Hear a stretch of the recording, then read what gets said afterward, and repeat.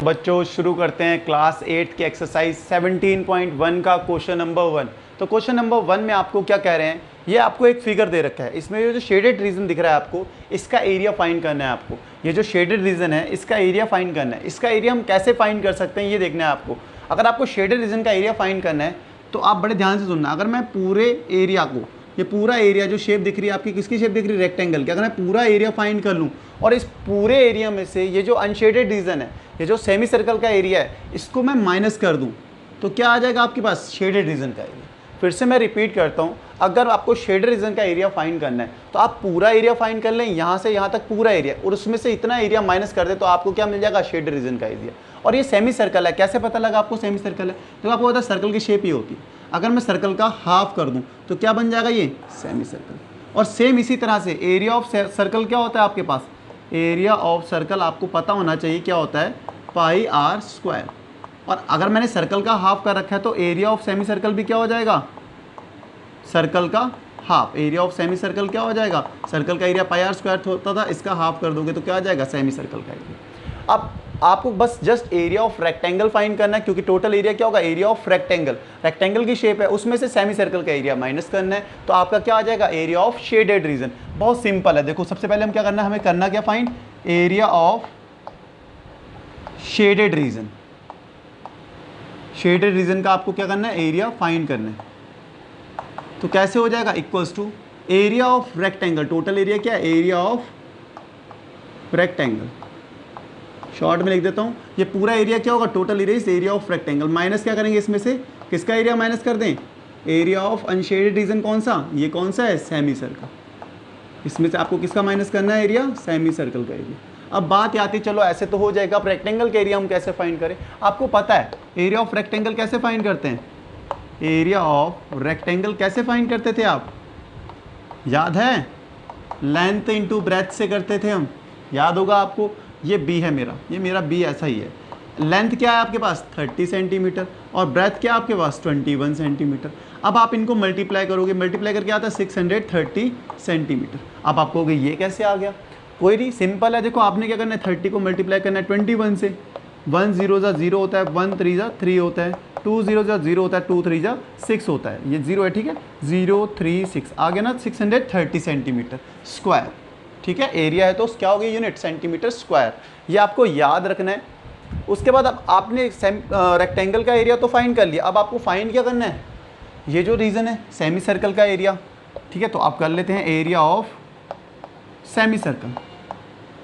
Semi circle का area find करने का फॉर्मूला आपको भी मैंने यहाँ पे समझाया था, क्या होता है, सर्कल का एरिया पाई आर स्क्वायर होता है, अगर आप इसका हाफ कर दो तो क्या आ जाता है, area of semi circle. Clear है, ये 2 है, फिर से लिख देते हैं अच्छे से, ये है 2।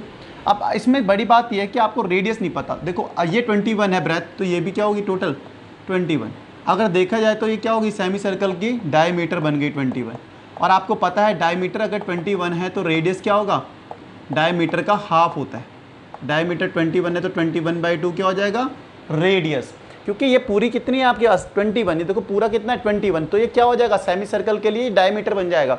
डायमीटर 21 है तो रेडियस क्या होता है, डायमीटर का हाफ, यहाँ पे पहले ही पढ़ चुके हो, जस्ट आपको वैल्यू सब्स्टिट्यूट करनी है। 1/2 पाई की वैल्यू क्या होती है आपको पता होगा, 22/7, ठीक है। पाई की वैल्यू क्या होती है 22/7, और रेडियस कितना है अभी आपके पास 21/2 का स्क्वायर, तो इसे ऐसे लिख देते हैं 21/2 इंटू 21/2, इसका मतलब स्क्वायर ही होता है, 2 टाइम्स लिख दिया, 2 इंटू 11 टाइम्स गया, 7 3 जा 21, तो आपका क्या होगा 11 into 3 into 11 into 3 into 21, 2 into 2 is 4। अब इनको मल्टीप्लाई करते हैं, 11 3 जा 33, और 33 को 21 से मल्टीप्लाई करते हैं, 33 को 21 से मल्टीप्लाई, देखो 1 3 3 3 3 2 6 3 2 6 3 9 6 693 आ रहा है, तो 693/4, देखो कैंसिल आउट कर सकते हैं, डेसिमल में आ जाएगा, 4 1 जा 4, 2 जाएगा 20, 4 7 जा 28, 1 कैरी 13, 4 3 जा 12, पॉइंट जाएगा 2 20 10, 1 आएगा 10, 4 2 जा 8, फिर 2 20, 4 5 जा 20, तो इतना एरिया आपका आ चुका है, किसका, सेमी सर्कल का एरिया आ चुका है। जस्ट वैल्यू सब्स्टिट्यूट कर देते हैं। रेक्टेंगल का एरिया कितना आया था आपके पास बच्चों, 630 सेंटीमीटर स्क्वायर, तो यहाँ पे सब्स्टिट्यूट कर दिया। सेमी सर्कल का एरिया कितना आया, 173.25, यही आया है, देखो वो यही आया है, बिल्कुल सही है। अब आपको इसमें से ये माइनस करना है, तो देखते हैं माइनस कैसे होगा। 630 173.25 10 माइनस 5 कितना होता है 5, 10 minus 9 minus 2 is 7, 9 minus 3 is 6, 12 minus 5 7 is 5, 5 minus 1 is 4, 456.75 centimetre square. ये आपका किसका एरिया आ गया, शेडेड रीजन का एरिया आ गया। यही आपको फाइंड करना था। तो ये यहाँ पे होता है हमारा क्वेश्चन समाप्त। तो क्वेश्चन में हमने किया क्या, जस्ट आपको शेडेड रीजन का एरिया फाइंड करना था। इसका एरिया कैसे फाइंड कर सकते हैं, टोटल एरिया। टोटल कौन सा शेप है, देखो रेक्टेंगल, तो रेक्टेंगल के एरिया में से सेमी सर्कल का एरिया जस्ट हमें माइनस करना था। तो हमने दोनों एरिया फाइंड करे, पहले रेक्टेंगल का एरिया फाइंड करा तो हमारा 630 आया, फिर सेमी सर्कल का एरिया फाइंड करा, वो क्या है 173.25। जस्ट इनको सब्स्टिट्यूट कर दिया हमने, क्योंकि माइनस करना था तो माइनस कर दिया, तो ये आपका एरिया का आ गया। कौन सा एरिया आया, शेडेड रीजन का एरिया आया। तो यही आपको इस क्वेश्चन में करना था। उम्मीद है कि आपको ये क्वेश्चन समझ में आ गया होगा। अगर अभी भी कोई डाउट है तो आप कमेंट सेक्शन में कमेंट कर सकते हो, ठीक है। तो उम्मीद है कि आपको अच्छे से समझ में आ गया होगा। फिर भी आप कमेंट कर देना, अगर आपको कोई डाउट है तो फिर से हम इस वीडियो को अपलोड कर देंगे। तो मिलते हैं आपको नेक्स्ट वीडियो में नेक्स्ट क्वेश्चन के साथ, क्वेश्चन नंबर 2 के साथ। तो तब तक के लिए बाय बाय, गुड नाइट।